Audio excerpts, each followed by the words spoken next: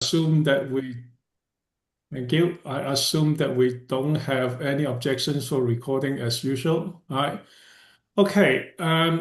Right. Let's get through the agenda items. So we are still waiting for the meeting notes for the previous meeting, which is June the 17th, to be finalized. So we won't be confirming the meeting minutes for the previous meeting today. So we'll defer it to the next meeting, which is next week. And hopefully we should, by that time, have the meeting minutes finalized and then email out to members for the review before we confirm it at the next meeting. All right, so we have a set of agenda items, about 7 of them, as you can see on the screen. And at the beginning, Jane mentioned that there might be a need to shift the agenda items on medications around, but we seems to be okay with the agenda it is. So, Jane, are you able to confirm that we don't need to move the agenda forward? Yeah, I think Danielle, are you okay? Danielle B, are you okay with that? Yeah, we're good. Okay, all right. Then in that case, then let's sort of get the business started. Agenda item number 2, Brett, updates from you.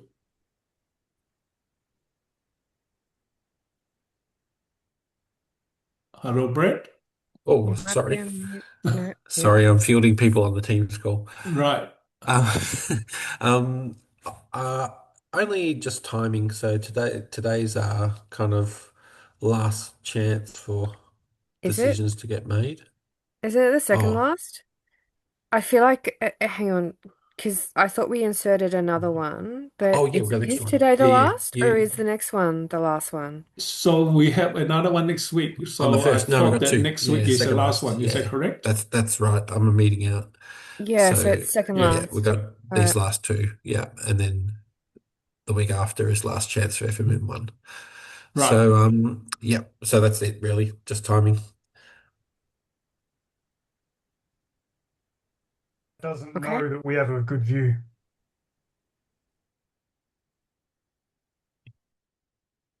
Sorry, was that Brian? Sorry, who was speaking? Yeah, Do sorry. you... Mute. Okay. Oh, wow, Brian, welcome. A rare honor guest. Oh, well, you're not a guest, but anyway, glad to have you here. Thanks. Okay, Brett. So today we is the second last meeting before any ballot content change can happen. So anything else? We're talking about AFMM1. Really, I think, but yeah, other than that, I think we're heading towards getting ready to go to ballot. I think I just wanted to also confirm, from the TSC perspective, that the AU TSC did approve the submissions, and so we have had that endorsed. So the AU-based PSS was endorsed by the TSC, so we're all good to go ahead, and our NIB is approved. So yeah, we're on track for ballot. All right, cool.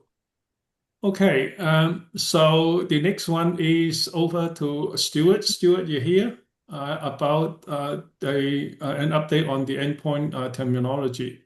I am here, Stephen. Thank you Would very you Okay, much. like cool. to share I your know I'll just that share screen? my screen. I know that you Okay. have screen to share. So if Daniel can stop sharing, then you now have the screen. Thank you, thank you. There we go. Okay. So in typical fashion, as today is a very important meeting, nothing wants to work. So if I have any audio issues or anything like that, I'm hotspotting. So just call it out for me, and I will do my very best to fix them on the fly. I can't make any promises, but I will do everything I can. So thanks for coming, everyone, and welcome back to the terminology for endpoint in AU base. Sam spoke about this last time, but Sam's on leave, so he's asked me to hold the torch for this one. I will try my best to represent it as well as Sam could have, and I have Uday here as a backup as well. So just a quick recap of what we're talking about here. We are looking to rehome some of the terminology from the AU PD IG back to base, and that includes the SMD interface, code systems. We've got some value sets, all sorts of weird, wonderful things in there.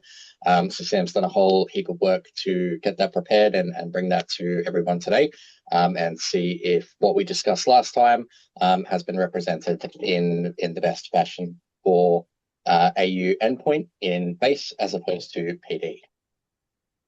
So there's a couple of changes now. The SMD interface code system has now been renamed to the AU connection type interface, and the AU endpoint payload types now has the base R4 value set. So there's a lot more broader codes in there, instead of just the limitations that we had on the payload types from PD that we saw last time.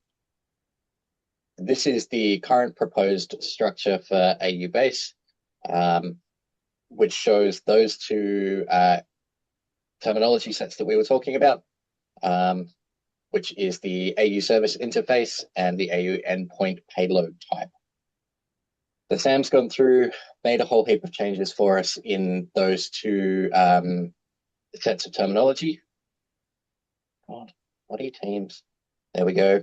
So we've got the binding strength set to extensible for endpoint connection type under coding.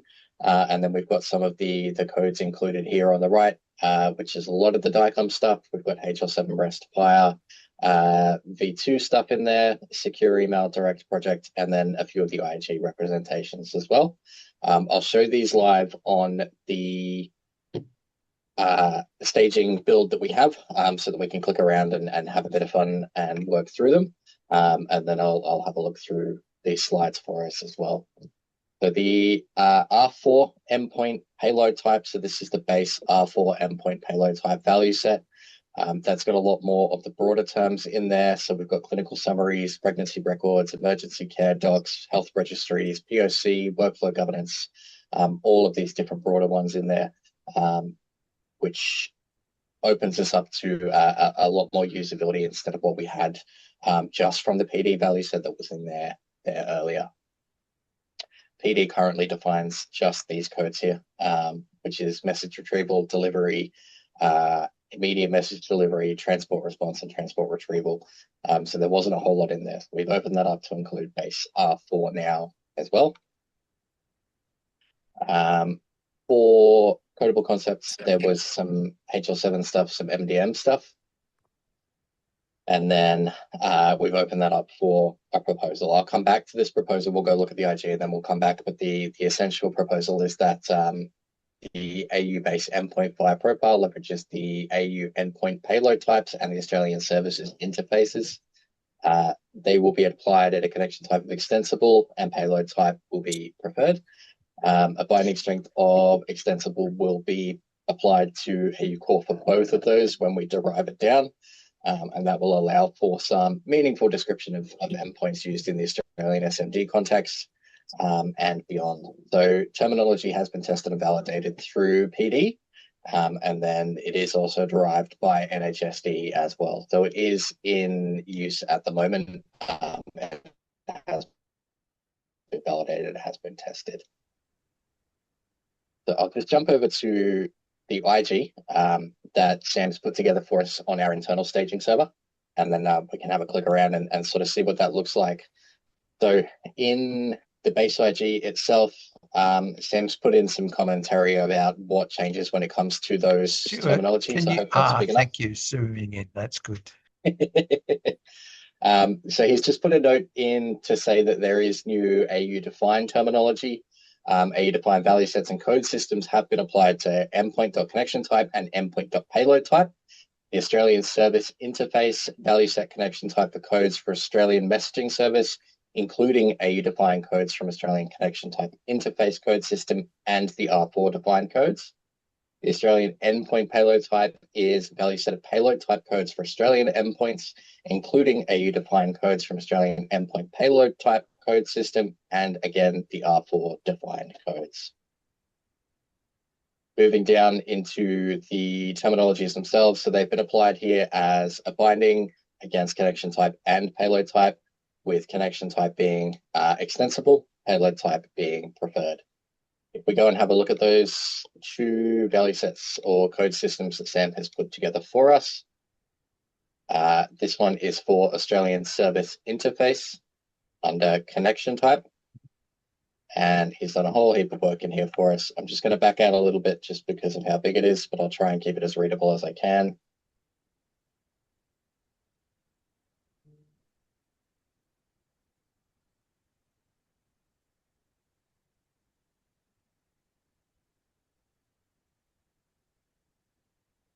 And keeping an eye on the chat as well.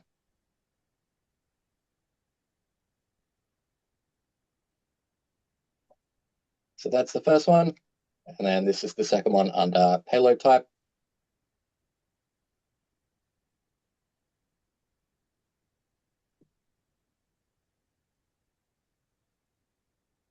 Cool.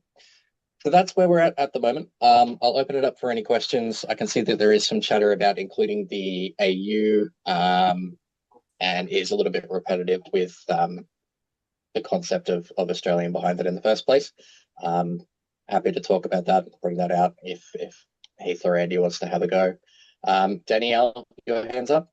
I think what is left from what the original proposal was of the set of things that would like to be done in an AU-based profile is 3 decisions. Well, at least 3.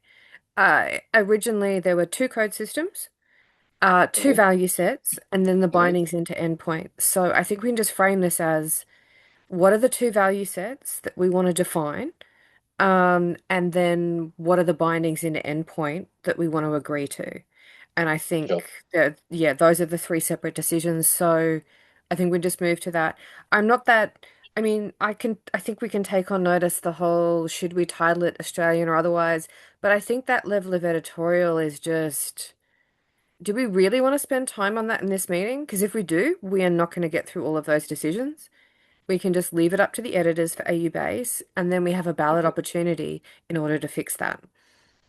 Yeah, I'm happy with that as well. So the 2 code systems will be Australian Service Interface and Australian Endpoint Payload type, with bindings of extensible and preferred in AU base, and happy to have the AU base editors come back to us and Let's pick your put it together. poison. What's the first value set we should agree on? Do you want to bring it up? Like, what's the CLD? Like, what's the proposal?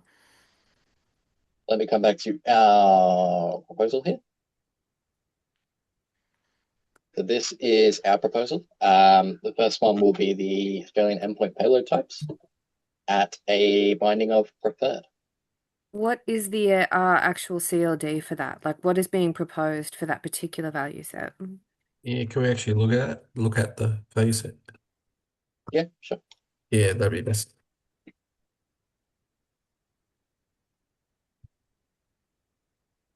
Yeah, cool. Cool. So this is our current CLD. I'll just check if this resolves from our staging. No, it doesn't. Okay, that's fine. Okay, so the proposal is that the value set contains all the codes that are currently in the like the core FHIR specification endpoint payload type value set. Is that a value set, not a code system? Just on the import all codes contained in. Is that a code set or a value code system or a value set? Good. It's a value set. That's not a bad thing. It's Okay. a value set. Plus adding in all of the concepts that exist within the code AUPD. system that we have added for all the additional AU codes. Okay. Yep. Okay, well, I understand now what the proposed scope of that particular value set is. Thank you. Hang on. Cool. That Thank you. first code system, Mhm. isn't that the same as an international one? Yeah, it is Or a is great the question. or is the second, I mean, I presume one of those is an R4 base one and the other one Yes. is a local one. And I can't tell looking at this which is meant to be an R4 base one. Endpoint payload type here is the R4 base. Thank you. And then I believe this one is the one that was used in AUPD. So, Richard, does it mean that we need to have a bit more descriptive text to differentiate that, or are you happy with the explanation? I'm happy with the explanation. Okay, cool. Before we move on, I think I saw Heath has a question, whether or not I think that question needs to be addressed because he's asked that why was the code system renamed? Is that something that we need to uh, respond to here? Yeah, the code system was renamed because it wasn't applicable for AU endpoint. It was targeted towards, was it SMD?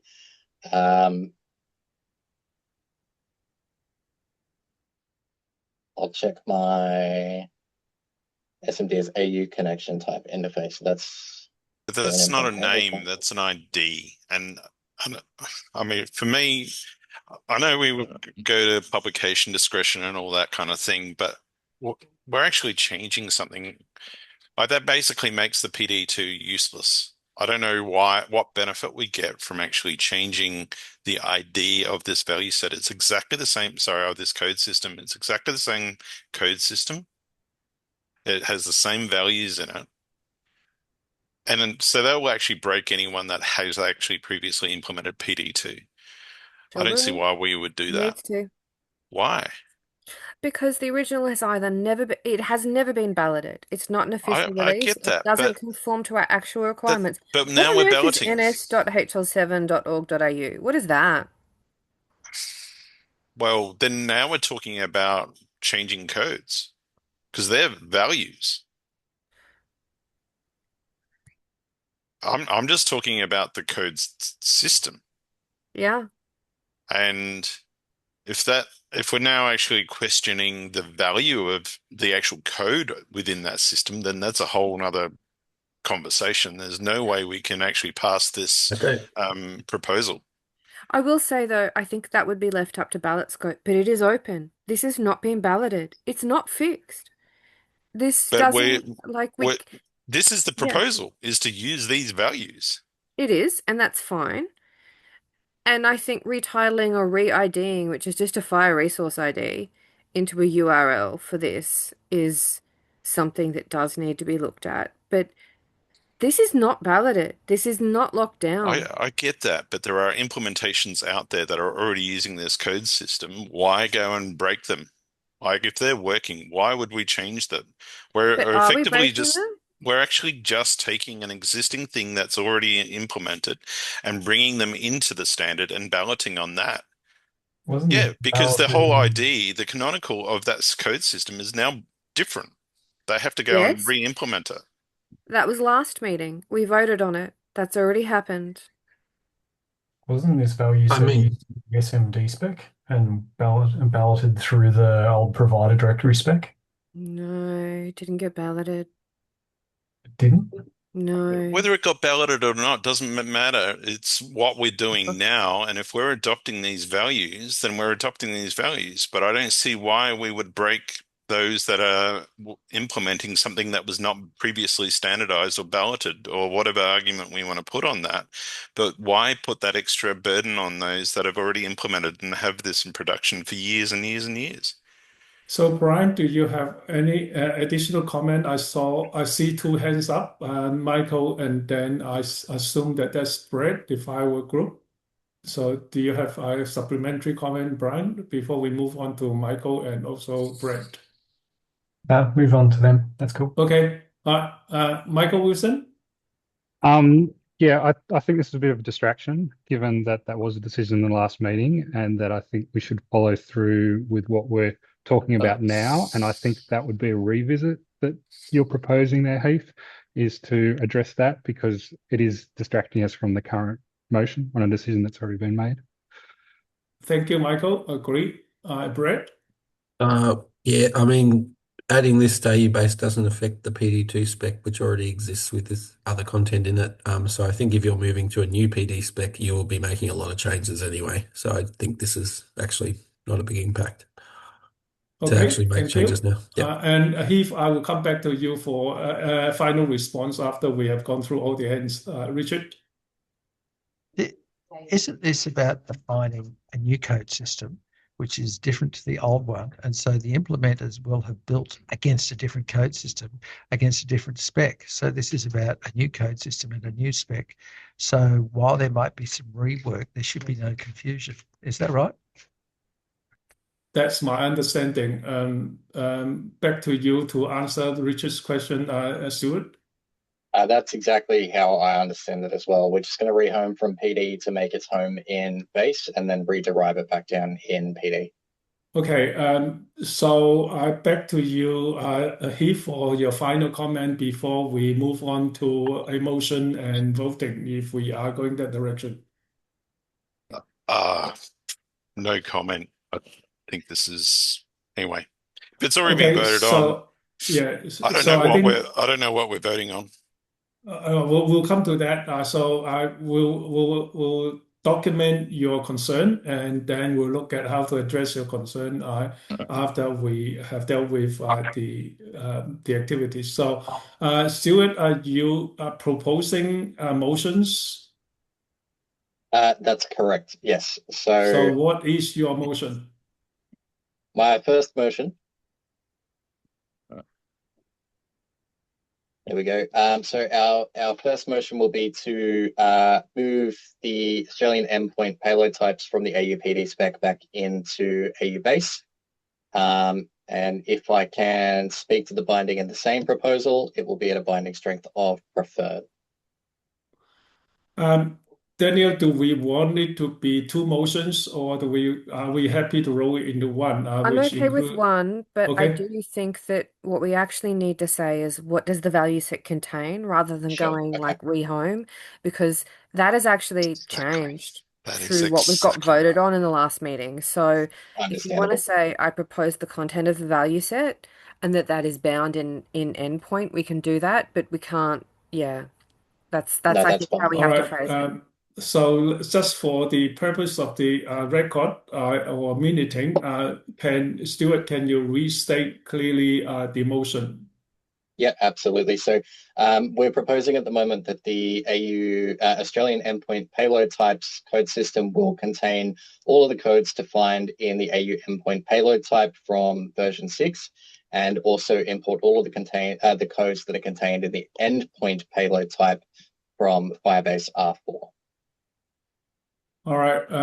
Daniel, are you okay with the motion as stated? I will propose a friendly amendment. Do I do that now or after a second? I think we have find this. We will procedurally we find a seconder and then we'll Okay. propose a friendly amendment. Okay. So we have a motion on the table. Would anyone please second the motion? I can second it. Okay, thank you, Uday. All right, Daniel, up to you now. Over to you for a friendly amendment. I just wanted to, this would be our first instance of versioning, Mhm. where we pin a particular value set to only being, because we mentioned like R6 in there, and I'm not sure we actually want a version. I would prefer that we Okay, don't. sure. Yep, no problem. I will remove the Okay. version from my motion. Okay, sounds good. Sorry, my remission. Brett, are you taking notes, or Daniel, are you taking notes? I am taking notes. Okay, Brett, have you captured the motion and the friendly amendment? Yep, I have. All Thanks. right, oh good. In that case, then let's open up for further discussions or questions.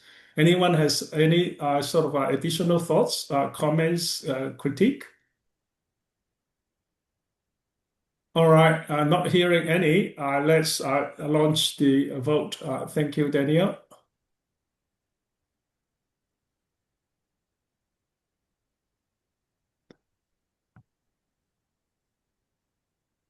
All Okay. right, the vote is up on the screen. Anyone who can't vote, can you please put your vote into the chat so therefore we can tally that as well.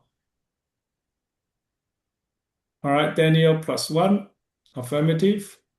Brett +1, affirmative. So we have 80% of people who've participated. So just looking for maybe a couple of more people to do Yep. affirmative, negative, or abstain. All right, I think we should just count that down Yep, in I think we 5, should 4, count the 3, 2, 1. I'll end that poll. I'll share the results. And so with the 2 votes in the chat, we have 12 affirmative, 1 negative, and 7 abstain. all right, the motion carried. Thank you. All right. So is there a second motion, Stuart? There is a second motion here, and that is for the Australian Service Interface to be moved into AU-base with all of the codes defined in the HL7 terminology value set for endpoint connection type, as well as all of the codes defined in the AU connection type interface value set at a binding strength of extensible for endpoint in base. All right, Daniel, you have your hand up again. Yeah, I know. I hate to be that person. No, that's fine. But I am. So the first one is all the codes in the code system, but isn't a value set link. You said value set. Do we mean actually include like the value set for the CLD is the proposal? No, we mean the code system. Thank you. Sorry, we mean the code system. All right, can you restate your motion I then? absolutely can. Yes, sorry.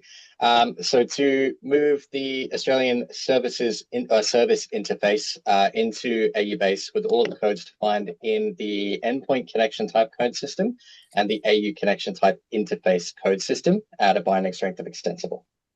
All right, is the motion clear to everyone? Okay, assuming that is clear, can I have a seconder, please?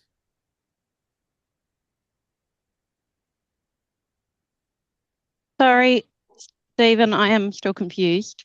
Okay, So, that's why I asked, do we have any questions about the clarity of the motion? So yeah. you are still confused. Can you please sort of elaborate? So, yeah, well, what we have listed here is a value set which contains the values which are in 2 different code sets, which we are planning on binding to that value set, which includes everything in both of those code sets, yeah?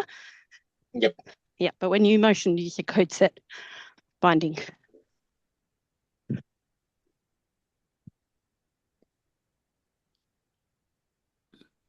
So are you asking Stuart to restate the motion? Yep. Okay, Stuart.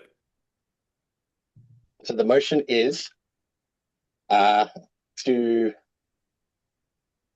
apply the value set Australian Service Interface, which contains all of the codes defined in the endpoint connection type code system and the AU connection type interface code system to AU-base for endpoint at a binding strength of extensible. So Jane, are you happy with the restated motion? Yes. Okay, cool. Andy, your hand is up. Yeah, just to pretend I'm Danielle for a minute. I take it these are not bound to versions either. Correct, yeah. So they'll be removed. It will be removed, yeah. Okay. Sorry, go ahead. No,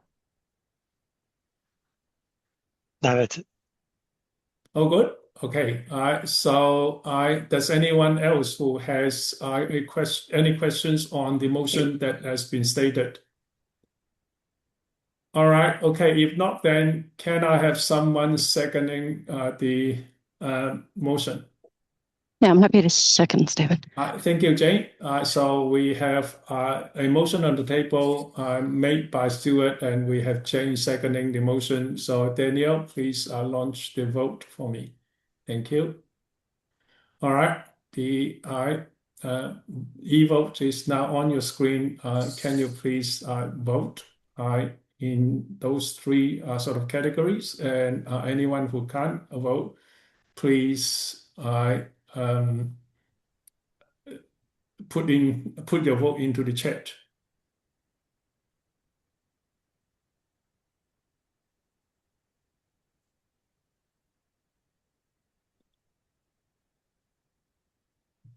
Red's voted in the chat there, Stephen. So yeah, Brett is has put the vote in. So Daniel, are you voting as well? Daniel, or Daniel T. What I mean is, all right. You can go with DTR if that helps. Remove the Oh confusions. yeah, okay, yeah, DT. All right.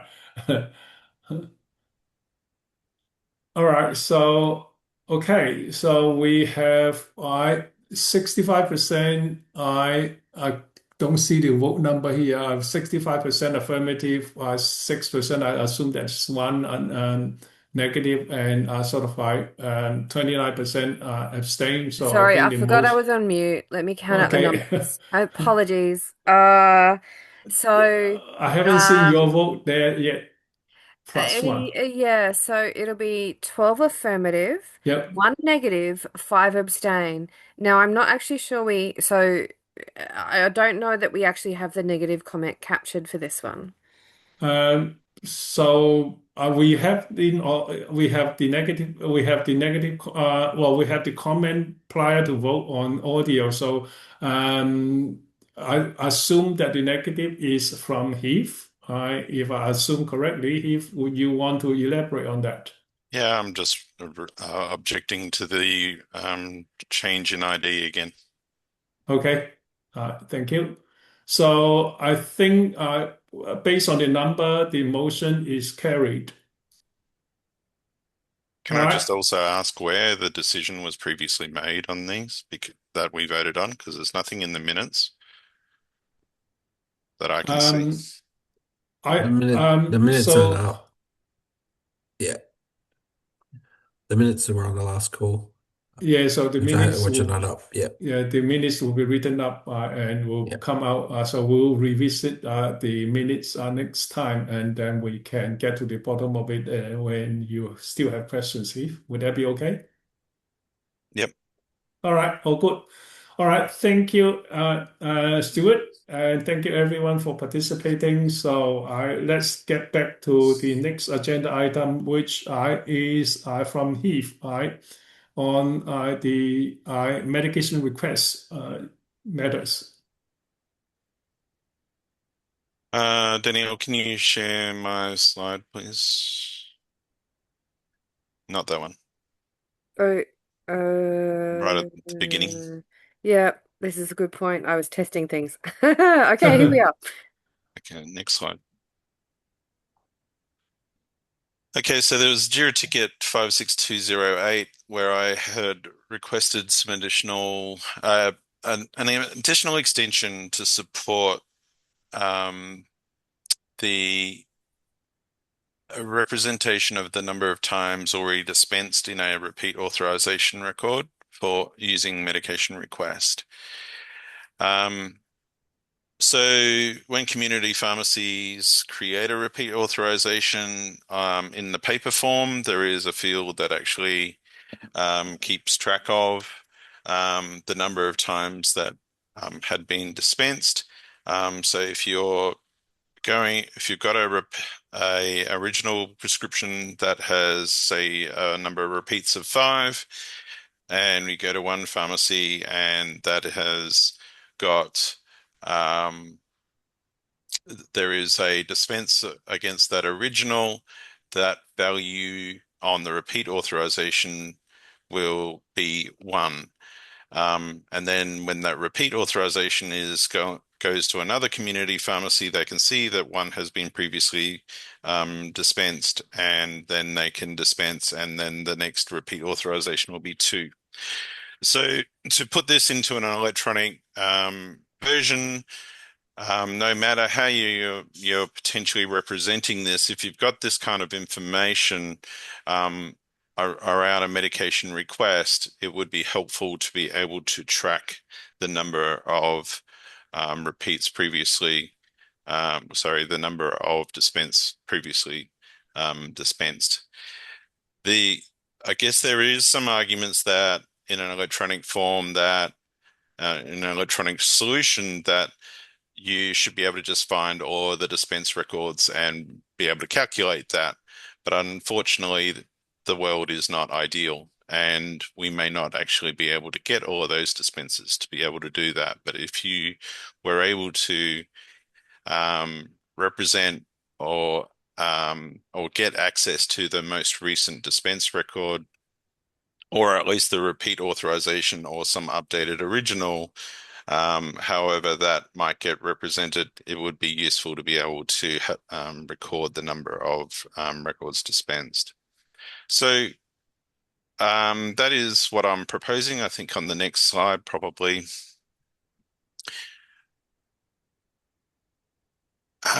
Oh, that's right. So one alternative to this is that we already have an extension on the medication dispense, but it is scoped to only the medication dispense resource, and the name of that extension is dispense number.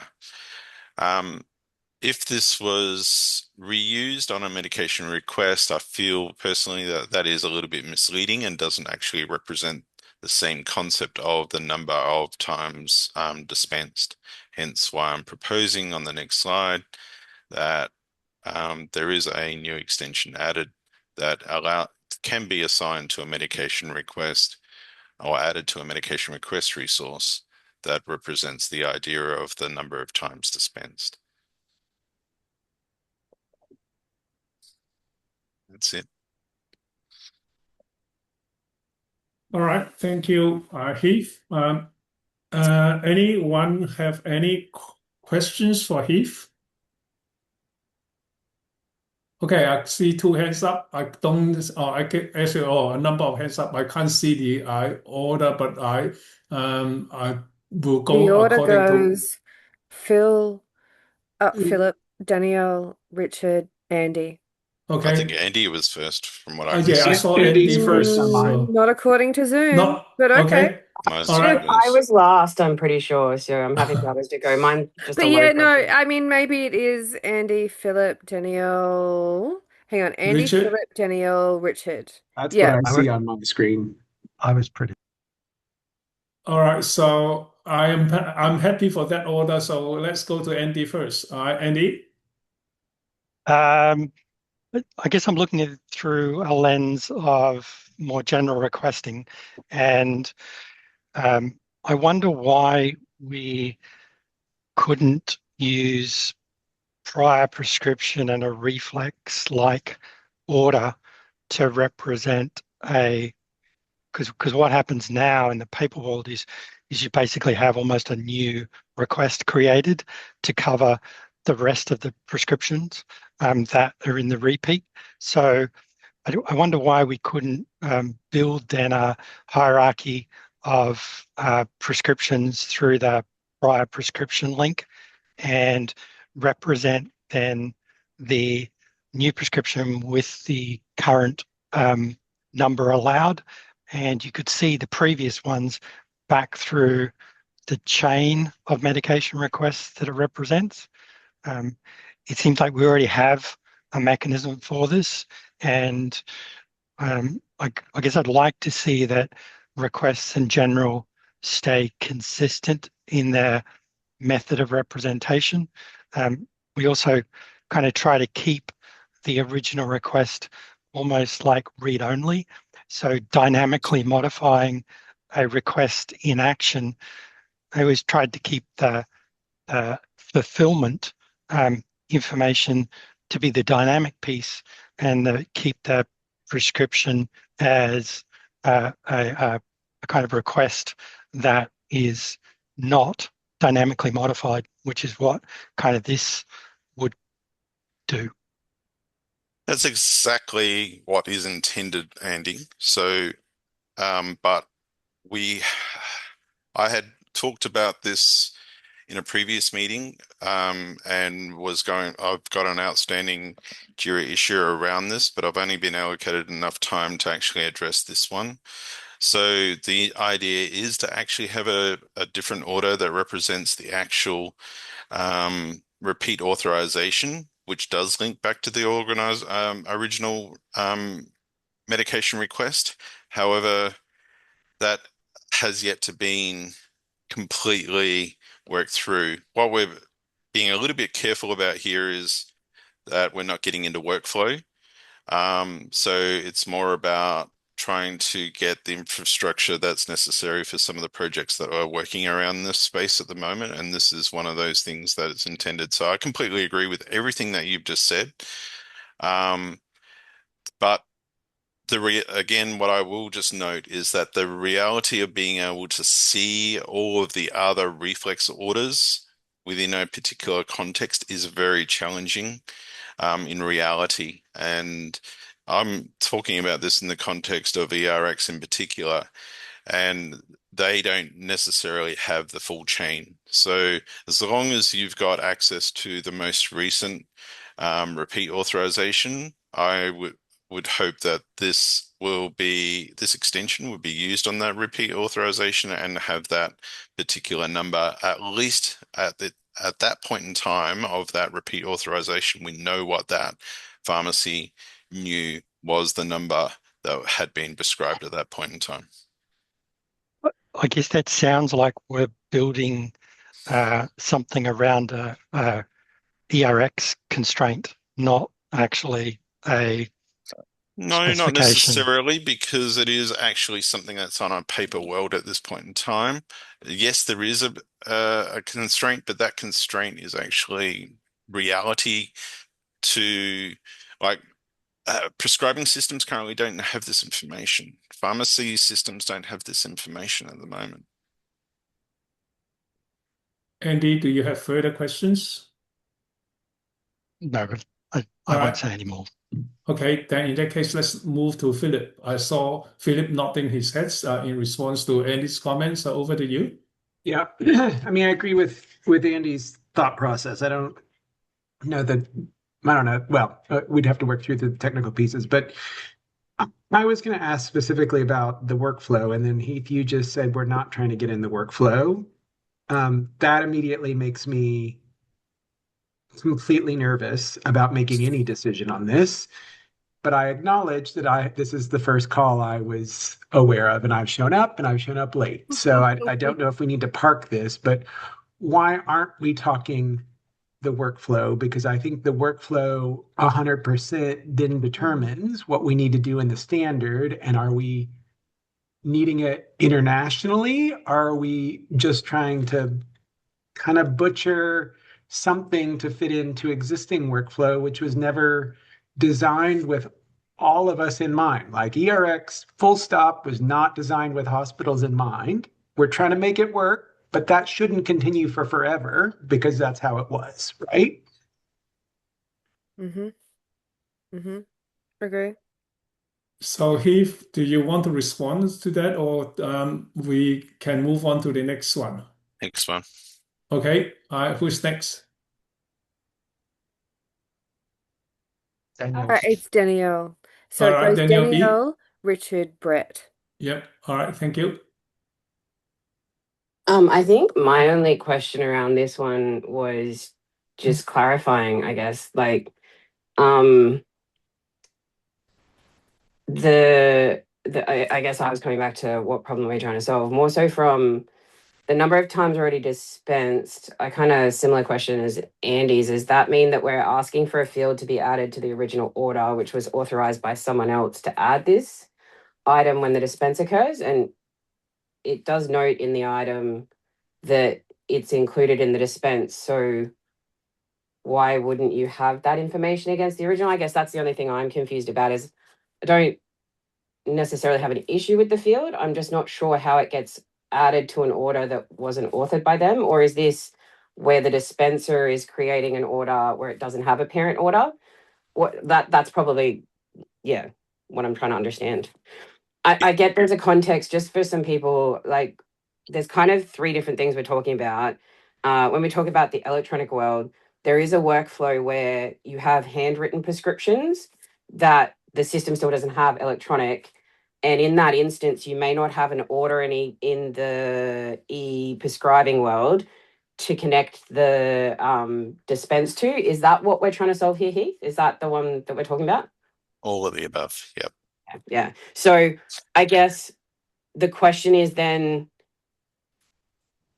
in that workflow though, so you're creating the order to connect the parent to the dispense. isn't still when a dispenser creates that though, this information is created in the dispense that'll be connected to the order they create anyway. So don't you still have that information?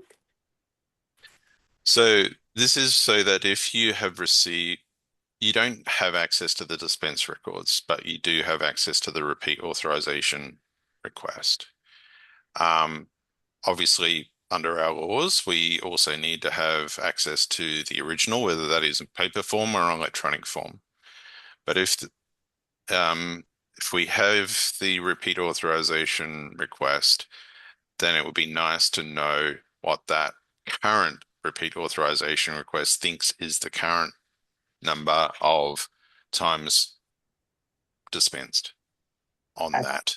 So I think that probably does come back to the point that Annie's made. So the request authorization itself is probably the question. And I know we don't have time for that now. And I know I understand what you're trying to solve. I think the issue is there is a request authorization, but I don't know that it's actually an actual order. The request authorization doesn't exist in the paper world without the order behind it, right? So the original prescription. So the request authorization itself is really just a token pointer. That's probably what's causing the confusion in terms of this conversation. Yeah. Well, I think that's the bit that's contentious and why I tried to stay away from it. I was I hoping that I'd know. be able to progress this one. Yeah, you're just trying to solve this problem because first. I don't want to get go it. into all the workflow No, details no. because I mean basically we would need 2 days to work through this. I think And the problem though is that there's a current need for representing this concept. Now, others can either say, no, there's no need to represent this concept, and hence we don't go forward, or we accept the fact that there is a need for this concept on a medication request somehow. But if we feel that we can't make that decision without fully working through a 2-day workshop around medication request workflow, then so be it. Yeah, I don't know. We'll have to go and do something basically bespoke in the meantime. Look, I'm not trying to hold this up here, just to be clear. I'm trying to help because there's obviously confusion. I guess the thing is that I sort of sit there going, in the paper world, even if we look at ERX's constraint, if I'm creating basically an orphan dispense, right? So it doesn't have the original prescription created. We're talking about the paper prescription, for example, or it's a chain where it's broken, which does happen. And we are talking about historical information, not just the ideal world where eScript's moving forward, right? So there's complexities in those pieces. Even in that world, the medication order itself is being created. You're still creating a parent to connect to that's the original prescription information with the dispense that's connected to it that has this information. So I guess that's the bit where I go, if we're just talking about this field, I don't understand its need in the request because the dispense that accompanies the parent that's being created should contain that information. That's probably where I'm trying to get to. I'm not arguing whether this field is added or not. That's more where I was trying to get at, if that makes sense. I am trying to help move this one forward. So that doesn't, going back to Andy's sort of progression, he's talking about wanting a reflex order and all those sorts of things. So that's kind of what, 2 different models you're saying, or you don't need it. But yep, sorry, Stephen. No, sorry. I think in the context of all these questions, I think my thinking is that it will be useful. I don't think that we need a 2-day workshop, but it will be useful for a set of workflow diagrams to be created that depicts the relationship, and then also these new extensions to be created and how they sort of tie together. And that would answer a lot of questions. And thank you, Philip, for I see you nodding your heads. So my suggestion is that in the interest of time, let's park this item to the next call. And if we can create a set of workflow diagrams that depicts the relationship between the original request, the repeat request, and the value set and the code of value for the status or intent, and then how this proposed new extension will work within those profiles, and that will be something that will help a lot of people to understand it clearly and the logic of having the extensions. So I think that's probably a good way to go. Daniel B, you still have your hand up? Yeah, I just want to say, like, to his point, obviously there is some constraints here, and we want to make sure we're not getting some bespoke. To his point, I understand there's probably a broader thing. It's not just ERX that we're talking about. So, maybe Heath, is there something we can do in terms of just getting a short write-up around, like, constraining it so that we're not overblowing it? Because I think there are some things being conflated. So if we're targeting to your point, that orphan and talk about the orphan side of it that you need to connect. So there is a point where there's the request. Maybe we can constrain it to that for this piece, because I'm just conscious of we don't want to conflate a whole multitude of things into one when sorry. Yeah, look, I am not opposing to a bit of the write-up, but I think a few diagrams to connect the dots together would be very useful. So would you? I have all the diagrams. That would be easy to do. The issue is this the right forum? I guess because I've been trying to have these discussions for over a month, 6 weeks, but I get 15 minutes. So we need to work out a way that we can actually progress this, probably with people that are interested, so that we can actually really nut it out. And probably look, target it to so then Heath can circulate the pieces before, target it to the right people, because you're not getting enough time in these meetings. There's other items. Maybe that's worth having the outer cycle just so that you can get this progressed Heath as quickly as possible. Well, an alternative Heath is that we have a dedicated information session like what we have for others. Let me And put my then we hand up can. here to say, like, if I know Heath said we need 2 days, and then Phil suggested one. But so we've got some opportunities.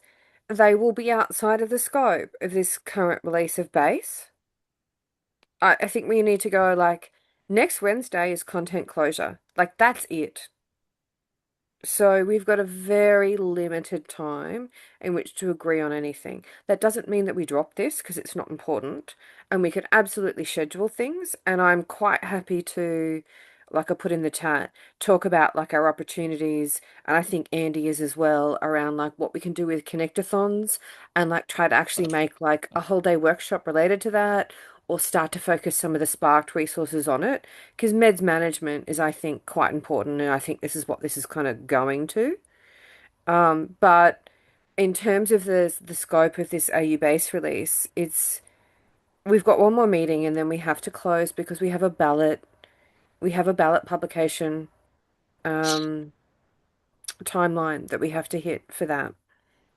So would an information session this Friday afternoon be useful or possible? I don't know that it would actually be worth it. Because that's Okay. just 2 days away. Like, I mean, telling people like in 2 days, let's talk about this thing is, I don't know. I'm quite happy to be advised otherwise by people, as to whether or not that's actually enough time. Is it? Is that enough lead time? I mean, my take is Well, that Heath. Is it going to get in anyway? Like that's the problem. I thought this was the last chance. That's why this meeting was actually added, was so that we could No, add. so next week is the last chance. The reason we added this one is because the set of items for the content were much bigger than one more meeting. So we added an extra so that we could have 2 meetings to try to get through the content proposals. So So there is still one more meeting. yeah, so if That we are not going to have an additional information session, then we probably have sort of missed the window. Brett, you have your hand up? Yeah, I mean, the thing is, like, looking at this extension, I'm going, yeah, sure, it's just data that's attached to something, but like, I think the problem is we don't have a medications workflow responsible project, right? That is going to have the right people to know the ins and outs of where this fits, and so I find it really difficult to make these decisions that are really like, because the whole premise of this extension, I'm not sure if we need it at all, right? And which is probably the big question. And without people knowing the workflow, it's very difficult to make that decision in the FHIR Work Group.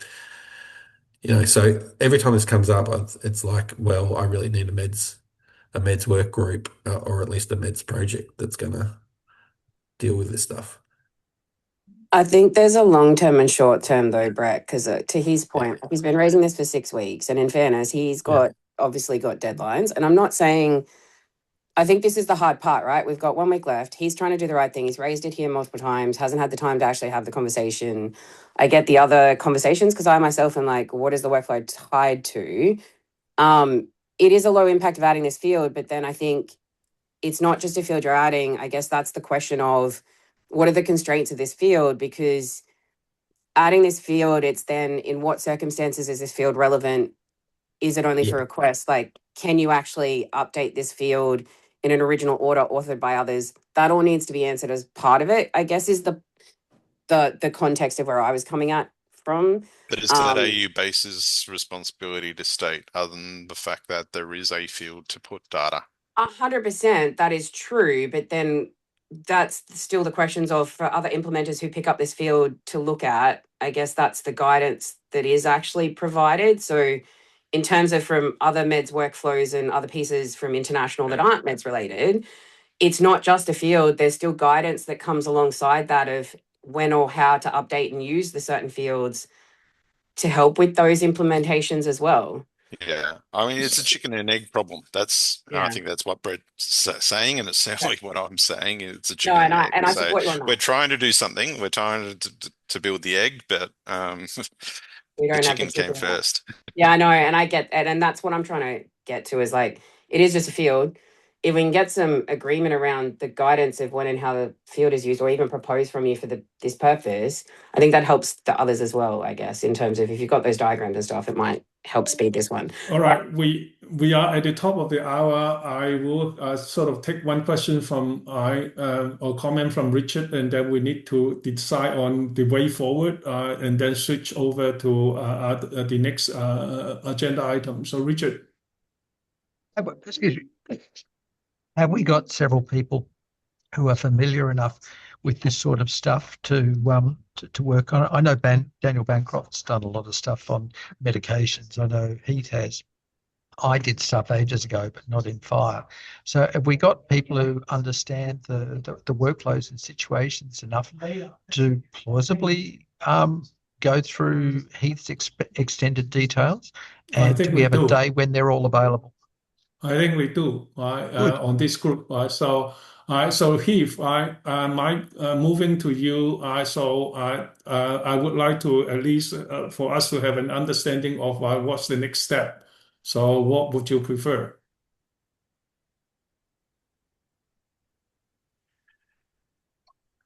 I think we need to arrange something in the future. I don't know what that something is yet. So, I mean, this was.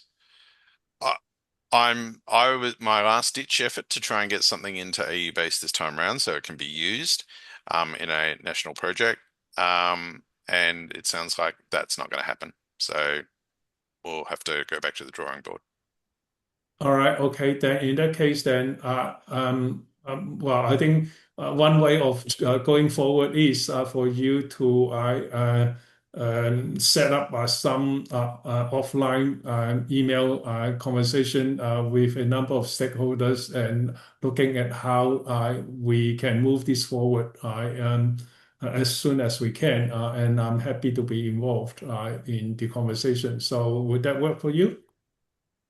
Yeah, I'll have to go back to my sponsor, Fred, to determine what next steps are. Okay. All right.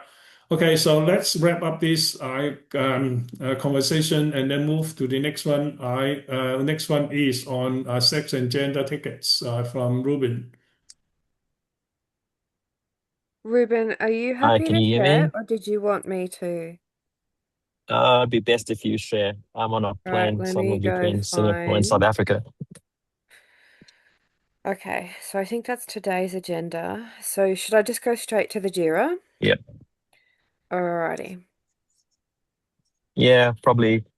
Okay. It's a shift like now it's going to stay this dim green until you register. I think maybe Stuart Stuart, needs to can you go on mute? mute. Stuart, can you put yourself on mute? I think I can mute Stuart, so this is Okay. fine. Yep, I have the power. All right, I've done Cool. You have the authority to. that. I do, yes. Okay, All go right. for it, Ruben. All right, Ruben, go for it.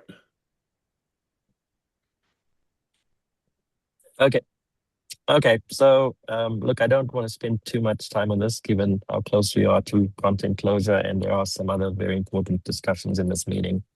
I think where we got to on this particular tracker item was a bit of an impasse through no fault of this work group, but rather a lack of a sound, well understood and shared understanding of how the MCTS content artifacts relate to HL7 Australia specs that have a direct dependency on them. Like in this case, the gender identity extension as profiled in AU base is bound to the gender identity response value set in the MCTS.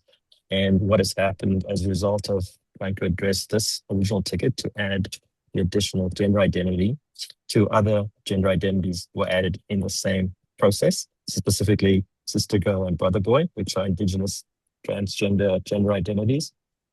And so where we are now is we need to decide whether we are okay with that and are happy to consider those as part of this value set. And if we're not, then the options are, as Danielle suggested last week, to add a new value set, which has just what's agreed by the work group. And I guess those are the kind of the two options we have if it's left to us to address this. Having thought about this since the last time we chatted, I'm actually not opposed to what Danielle's suggesting if we want to see any change in this version of AU base.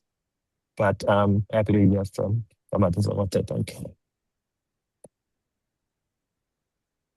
So, Questions? are you making a motion or are you Usually I inviting think that might be I comments? can. premature.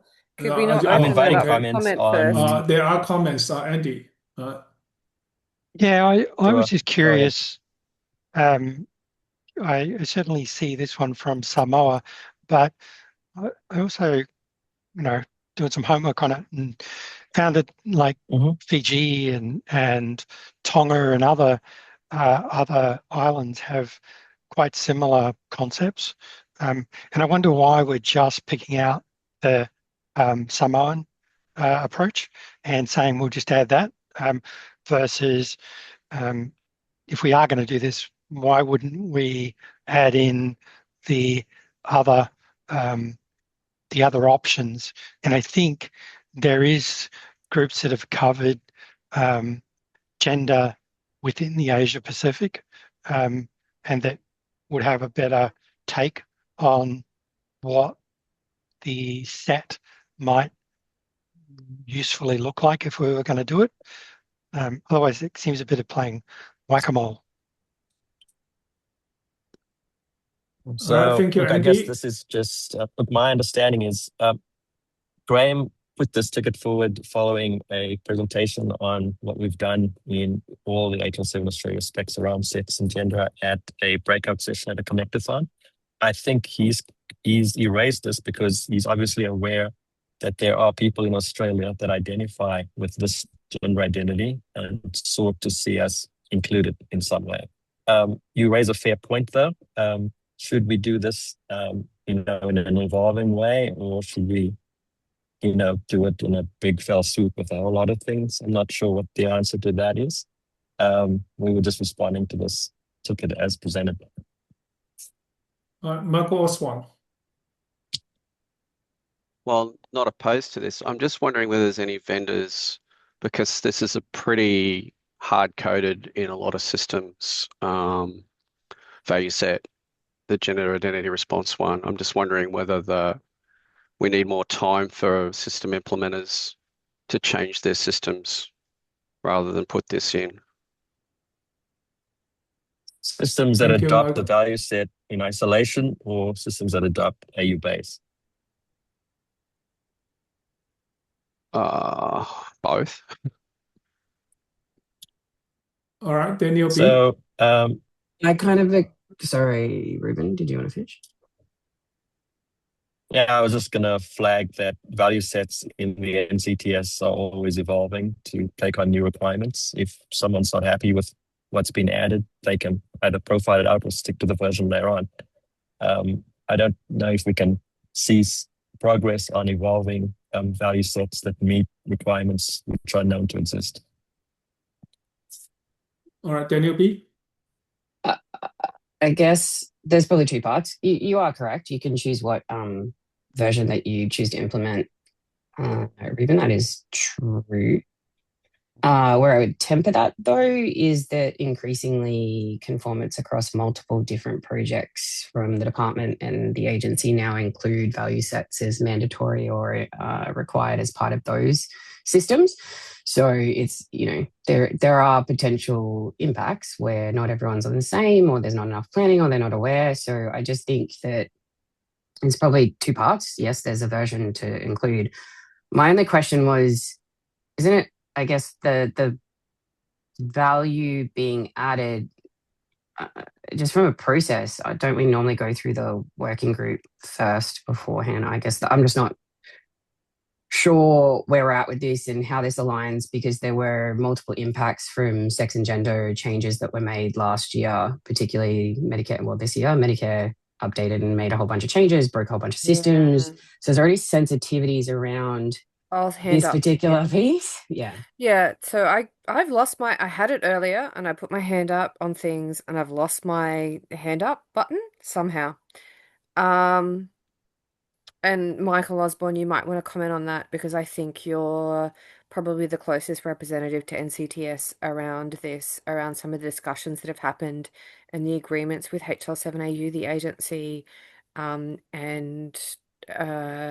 I guess CSIRO, but mostly between HL7AU and the agency, around how the NCTS will publish and manage some of the HL7AU value sets. So I think there's two parts to this. One is the governance part, which I think is an ongoing discussion, and Michael, you might be able to comment on that.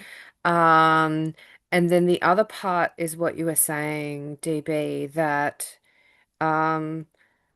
this particular value set has been created out of, actually, what was the initial, I think, I think it was when we were back in patient admin and Ruben organized this, and I think Brian was even there, and we agreed on here are the different values. We then went through a ballot and we've agreed on those. And what they are Correct. also is actually, yeah, you're right, tied into some of the Services Australia values. Yes. And so I do actually think there would be some implications downstream that I don't understand them, but I think we should understand them, of what it would mean to add in the additional values. I think that's why we bound as extensible. I think it's fantastic that the agency, which I think was Ruben, has Yeah. initiated those codes into SNOMED, which you can add. But I think the value set itself is kind of being used in some specific ways. So yeah. You're spot on. So Ruben and Brian had done the work on this extensively with Best Practice, who were one of the first to actually implement it and had it implemented.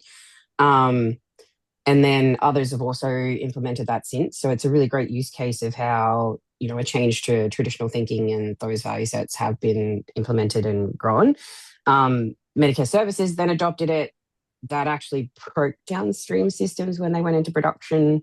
So it's just being conscious of that from that perspective of, I agree, there's additional values. It's great. Yes, you can look at it one lens of it's optional, but then there are other systems now who have started mandating this and consumed it. So when we make those changes, it's how do we communicate that to the vendors that might be impacted, ensure we aren't breaking systems. And because we are talking about potential impacts across HI Service, Medicare Services Australia, all those kind of things, it may not be a problem, but we just have to coordinate to make sure we aren't breaking those, because it has impacts on end users where you might impact billing, claiming, etc. That's all I was trying to raise. It may not be a problem, but let's investigate that before we just put it in. All right, we have two hands up. Brett was one up and then lower his hand, and then his hands up again. So I saw Michael Osborne and then Brett. Yeah. So just to be clear, this change isn't going into NCTS in the June release. It got pulled because of exactly this discussion that's going on now. So yeah, just to clarify, there's a bit of a gap, which we are addressing. There's a group being put together to address this gap where we don't know the owners of the value set or who's the provenance, I guess, of that value set. So changes can be made without being approved, but that's Right. being fixed. Okay. Brett? Yeah, I think there's like when we're looking at this value set, it's a selection of codes that have been selected to be put into this usage. And I think that's different than selecting a domain. Like if there's a domain that is gender identities and we've accepted that value set as what we're expecting, we kind of expect codes to be added and things changes to happen. But I think if there's a selected set of codes, that will definitely have an impact because you're putting things in and out of scope of that value set. And we kind of thought that we had a relationship that the impacts of that would be because it is a selection, right? It's a choice as to what things are going in there, and we're not just relying on a SNOMED hierarchy to define its So, content. yes, that is true. The current definition of the value set is a specific selection of Yeah, concepts from SNOMED, like they're called out individually, and then yeah, also the data absent reason value set, which came out of, I think, our last ballot. So yeah, we do have a very specific, I guess, list of yeah. concepts. Yeah. Yeah, so the thing is like those codes were chosen to be in that set. So it's yeah, so when changes are applied without the impact being considered, um yeah, that's the real issue because we have a direct there's a direct impact and an expectation because we've effectively changed the definition of the value set by selecting an extra code. Um yeah. So I think that's part of the difficulty. So we'll have So to have what that I chat. hear are at least two issues. One is the issue raised by Andy, the whack-a-mole approach not being desirable, and the other one is the governance issues and process issue. So if what I've heard is correct, then can I assume that we are not ready for a motion on this ticket?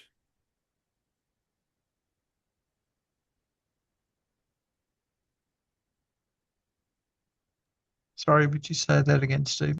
So what I said was that at least I heard two issues related to the gender identity matters. One is the issue raised by Andy Bourne, the whack-a-mole approach, which needs a more thorough kind of process to address that, and the other one is the governance and process issue.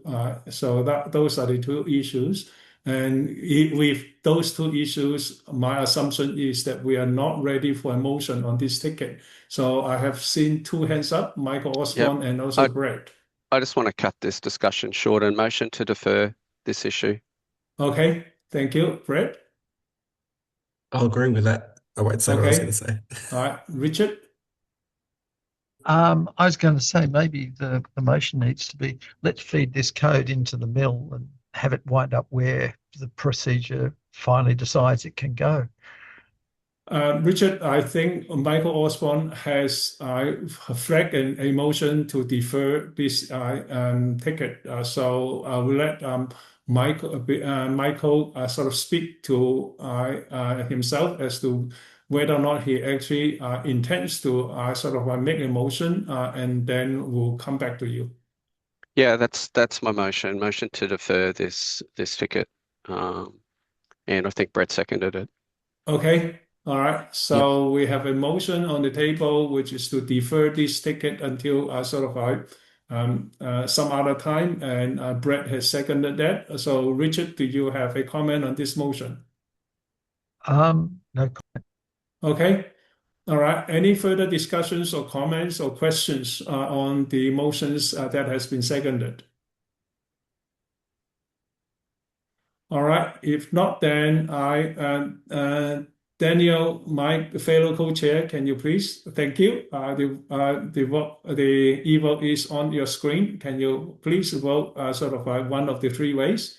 And for those of you who can't vote sort of on this with a click of the button, can you please cast your vote on the chat?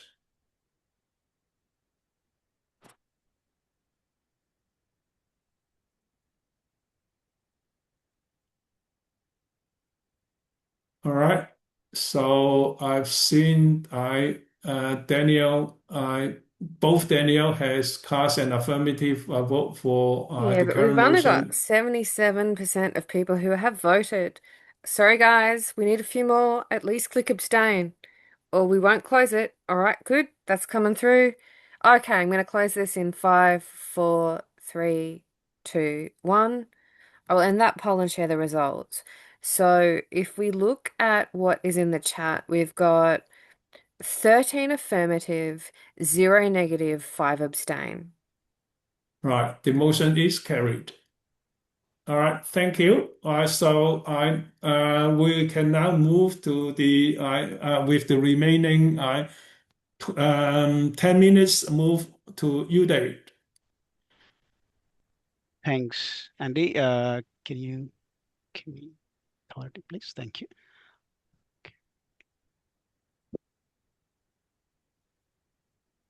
Can you see my screen here? Yep. Yep. Thank you. Yeah, I'll jump straight into the issue here. We have this AU HSP-O identifier in AU base CI build. We want to move this HSP-O together with AU HAE identifiers to match AFMM1 so that we can put it in the ballot. But the issue is we need to obtain a example identifier for this example identifier for this AUH, HSP-O, and HAE. We have made multiple attempts to get that identifier. We requested Services Australia, but we haven't got any response from them as of now. I want to ask the question to the working group: is it okay for us to proceed to the ballot without an example identifier? However, saying that, we can keep chasing Services Australia for that example identifier. Once we get that, we will insert that in the build. So we have until next Wednesday, which is the final one for the freeze for the content freeze. So one option is for you to continue to work on that and then come back next meeting for a confirmation for this to be included in the next ballot. Would that work? Yeah, sure. I'll chase that again from them and come back to you next So week. Yep. Daniel, my fellow co-chair, and also Brett, would that be okay? Okay, I tuned out. Sorry. I was replying to something else. What do you need my agreement on? Or maybe Brett can. Brett, you good to comment? Yeah. I mean, I think the thing is, we have a great desire to get this into the ballot of the FMM1, at least the profile. We do have an expectation that we will get example values, whether that's before the ballot goes out or through reconciliation. I think there's a high expectation we would get some example values there. I think the only question for me is whether we include examples with invalid values in the examples, or whether we just leave the examples out.